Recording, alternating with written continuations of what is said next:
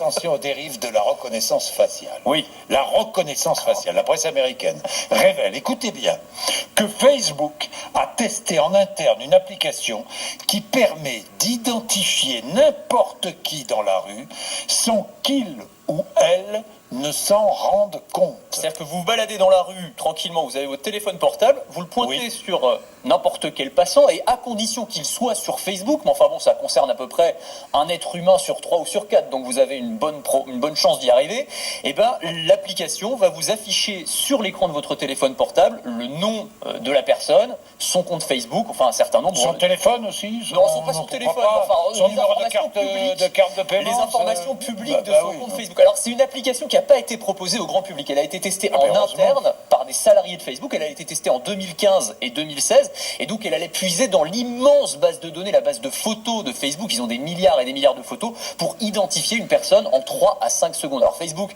c'est la presse américaine effectivement qui a révélé cette affaire-là, ils se défendent en expliquant que ça n'a jamais eu vocation à être généralisé, c'était une expérience on va dire, et surtout ça ne permettait que d'identifier les salariés de Facebook et leurs amis, c'est ce qu'ils disent, mais ça met en lumière en tout cas une dérive potentielle de cette technologie, la reconnaissance faciale, dont on va de plus en plus se servir dans les années qui viennent, qui va de plus en plus s'installer dans nos vies. Je peux vous dire que ça va être un argument de vente bientôt.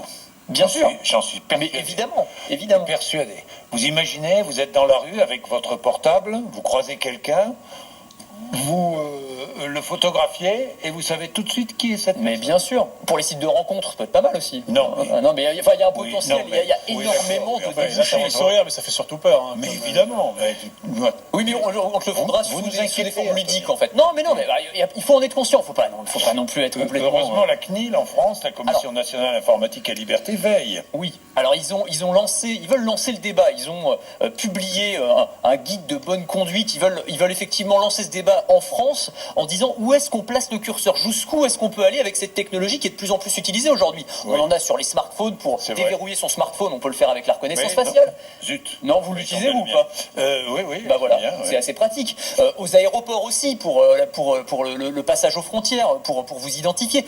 Certaines villes veulent installer de la reconnaissance faciale à l'entrée des lycées pour identifier les lycéens pour des questions de sécurité. Est-ce qu'on doit en mettre dans les transports en commun? Il y a aussi tout un débat sur une application dont vous allez beaucoup entendre parler dans les mois qui viennent, qui s'appelle Alicem. C'est le gouvernement qui va proposer ça. C'est-à-dire que tous les citoyens auront une identification par reconnaissance faciale qui leur permettra de se connecter au site des impôts, à la sécurité sociale. Plutôt que de retenir un mot de passe à chaque fois, on pourra s'identifier avec son visage. Dites-moi, pas question de transformer la France en un État Big Brother? Alors, comme c'est le cas en Chine. Oui, alors avec la Chine. C'est l'exemple par nature de la Chine, parce que c'est vrai qu'ils sont vraiment. Alors là, il y a des centaines de millions de caméras avec de la reconnaissance faciale, on peut identifier n'importe qui en quelques secondes. Mais c'est pour ça que c'est important de poser la question maintenant. C'est une question qui est plus, et je le répète à chaque fois, plus philosophique que technologique. C'est où est-ce qu'on met le curseur entre les libertés individuelles et la sécurité, parce que ça a aussi de l'utilité la reconnaissance faciale. Faut pas tout jeter en même temps.